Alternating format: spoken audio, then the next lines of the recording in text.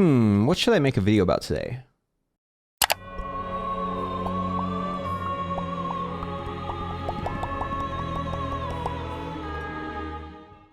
Hello again, this is Preheat. Welcome back to another World of Warcraft video. So I've noticed a lot of you have questions about my Disintegrate red tick marks that I have on my castbar. So today we're going to talk about my weakaura that I use to show these red ticks on my castbar.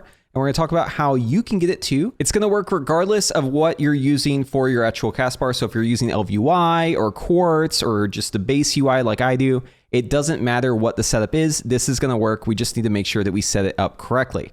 So first, before we talk about how to set this thing up, you should probably have an idea of what it actually means, what we're representing here with this red tick. So Disintegrate has 4 ticks, 1 at the start, 1 at the end, and 2 in the middle. But if you press Disintegrate again, before it ends, it actually chains into the next Disintegrate.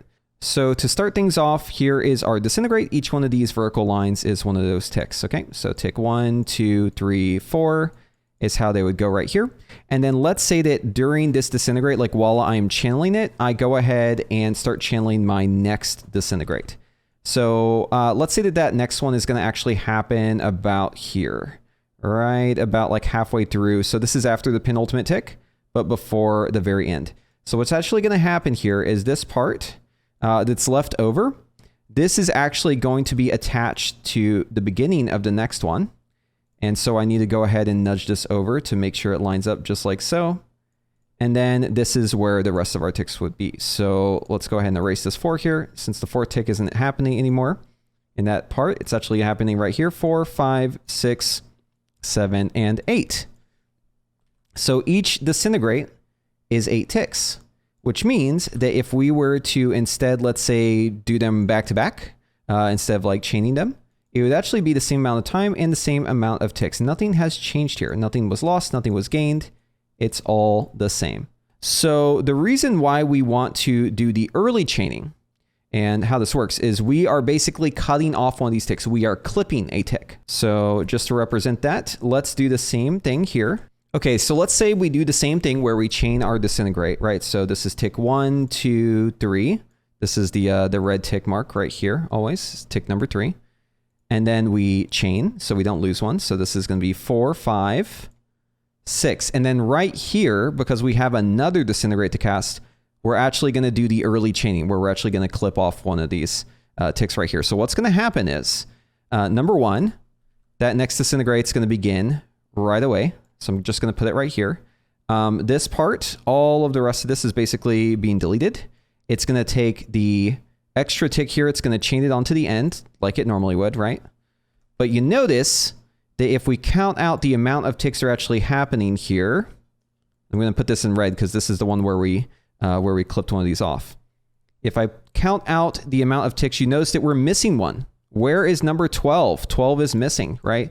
So this is how early chaining works. This is why we're clipping here with the early chains, because we're actually able to force this to basically do a double tick right here, because these ticks are going to happen basically at the same time.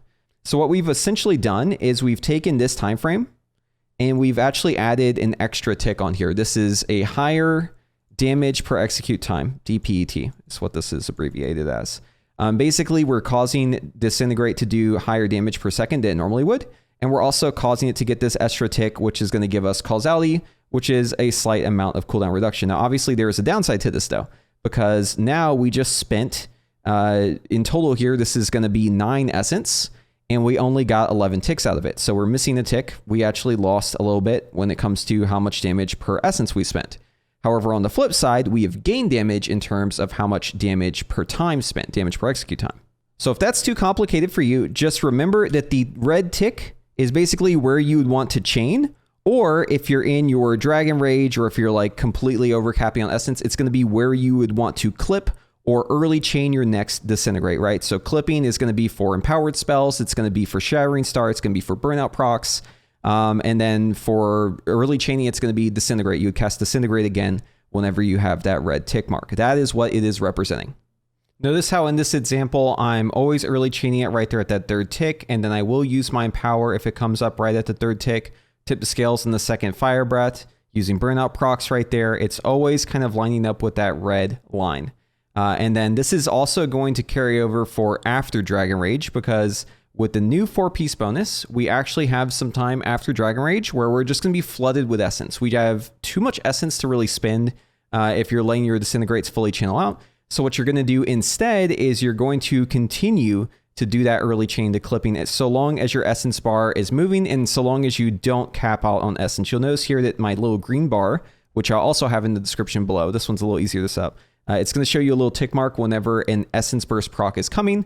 That way you know whenever you need to hit your foot on the gas pedal to make sure that you're not capping out on essence or essence burst. But once you feel like you finally reached a point where you're not going to be capping out on essence burst, all that stuff, then you would go back to normally just chaining your spells, right? Chaining at the very end, the penultimate tick, not always the red tick. It just depends on if you already chained one Disintegrate into another, whether or not that red tick's going to be at the end or not. The early chaining, the clipping that I'm talking about is only for if you're capping out on essence or during your Dragon Rage. Okay, so to set this thing up, you're going to click the link in the description, which is going to take you to wago.io, and the name of it here is Disintegrate Red Ticks. So you're going to click where it says copy import string, and if you have weakauras installed and you do /WA, or you press the weakauras icon up here on your minimap, you're going to get weakauras to open up here. You're going to click import, and then you're going to paste this in, and I'm not going to re-import this.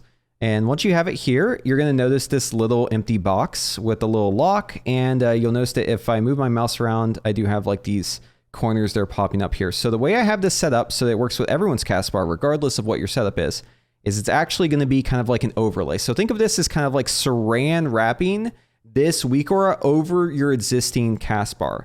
So in order to know what my castbar is, I'm going to go into whatever add-on I'm using, and I'm going to make sure that I'm showing the castbar.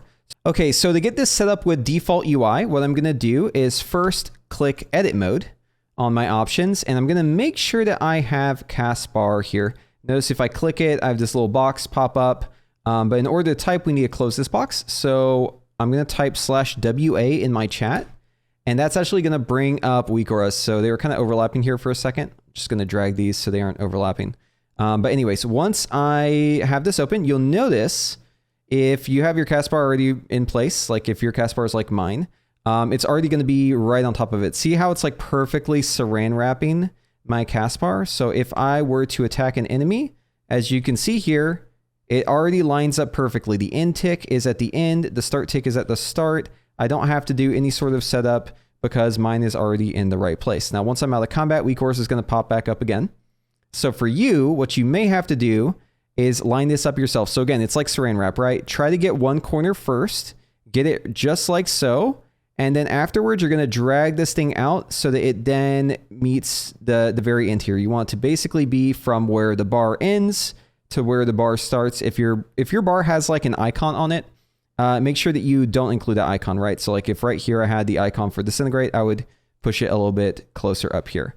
But anyways, once you have it perfectly surrounding your castbar, if we close out of everything and then we press Disintegrate, you should see that little red tick mark show up just like so. And if you want that to be bigger, all we need to do is go back into weakauras, go to the display tab, and then scroll down until you see position settings. You will see height right here. So we can change the height of this thing by changing this value just like so. You can also change the tick width over here on custom options, and even the tick color too, if you want to go that route. But yeah, basically what you want to do is just make sure that it looks good for you. So feel free to make this look however you want. Just make sure that it's lined up so that it's perfectly encapsulating your castbar.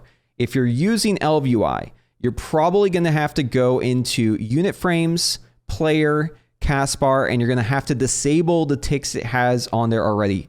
LVUI ticks, depending on which version you're on, they could be completely wrong. So just make sure that you go in, you turn those off if they aren't lining up.